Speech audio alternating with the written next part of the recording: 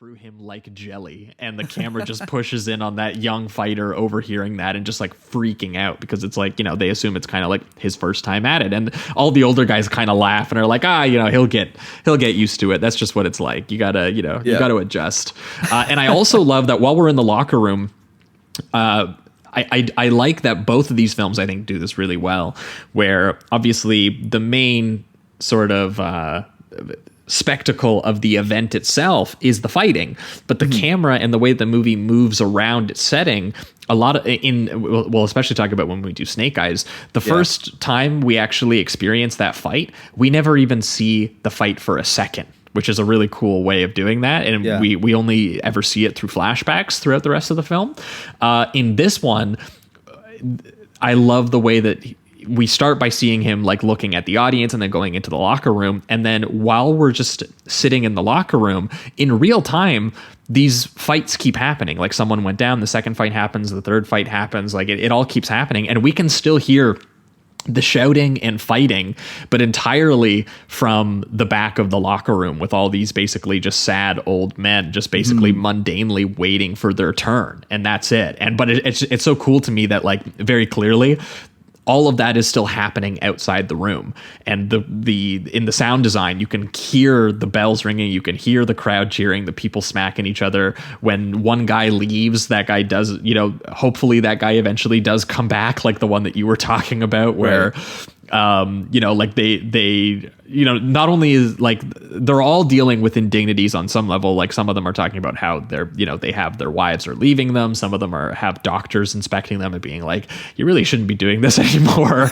And then you have like the slow pan of them watching as the next like nearly dead one gets dragged in, basically just like, again, like an assembly line of bodily and mental destruction where they bring them in and they're just like, and God, the dolly shot too of Robert Ryan looking at himself in the mirror as they drag that guy out who doesn't know his name anymore out into the hospital. Yeah. God, it's brutal. And they also add insult to injury a lot of the time too, when like the one kid comes back and he has lost the fight, but he's luckily still kind of mentally intact. He's got a black eye and he's functional and everything. Yeah, but he's talking, so that's a good thing. And the one guy just comes up to him and he's just like, I had money on you, man, and you lost. And it was like he's like shaming him for that after he's already probably feeling pretty awful about losing the fight just on a personal level because he had such passion for the sport.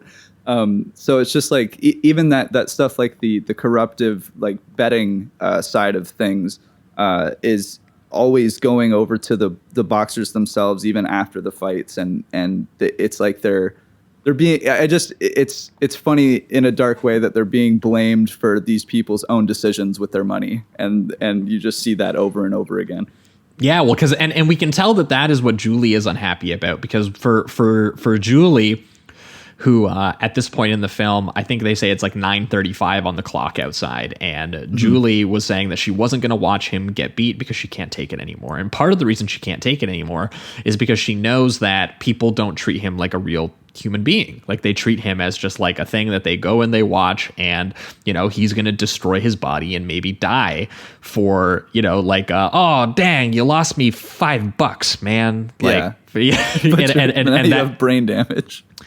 Yeah, and like that's the thing that she can't take. So he does leave her the ticket, and she does want to support him. So there's actually this really wonderful moment, and the way, again, through the way that they've connected how close the venue is and across the street. Like I don't know if this is like a set or everything that they've done, but it's really awesome because there's this part where he's sitting there looking up at her hotel room through the locker room window from the basement, being like, oh, hopefully I can see, hopefully she comes to watch me. And he does watch her actually turn the lights out in the hotel room, and he goes, oh, so she's leaving, she's coming. And it actually makes him really happy, and he smiles, which obviously hurts a little bit later when in the actual fight, when he gets into the ring, he looks at her seat and she's not there. But we understand that she's not there because she actually thought about going in, but the commotion outside freaked her out, like all the bells ringing, and you get the kind of like the cars honking and everything like that, and just having to listen to everyone outside like bet on,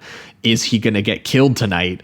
and hearing it on over like the radio at the various shops that she's walking by and everything like that. And she just she's like, I can't do it. I would actually rather, in my sort of existential state, just like walk around the bleak streets themselves.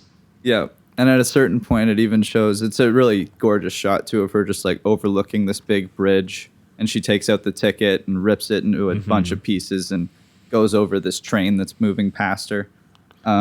It's really sad to watch. And I like that it's a big, the thing that really sets her off. And I like that there's reminders as she's walking, but the big thing that sets her off is like the Rock'em Sock'em boxing toys. yeah, exactly. But like the big commotion, all these kids right giggling about her husband's possible death coming up. Yeah, exactly. And it's just such a loud noise for her that she's just like, I know that someone was just knocked out. That's why those, just bloodthirsty people are screaming right now. So I have to turn around, and I can't be there.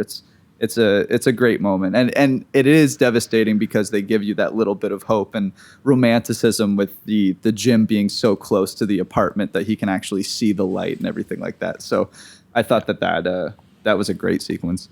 Yeah, no, absolutely. And the thing too about this real, because like obviously because of the way that it's been doing it in real time, they have to make awesome little space connections like that one where he can view the hotel room from his locker room. And this real-time sort of narrative framing device, it really locks you into the events. It gets you into the unbearable sort of like waiting for the inevitable viciousness that's going to come. And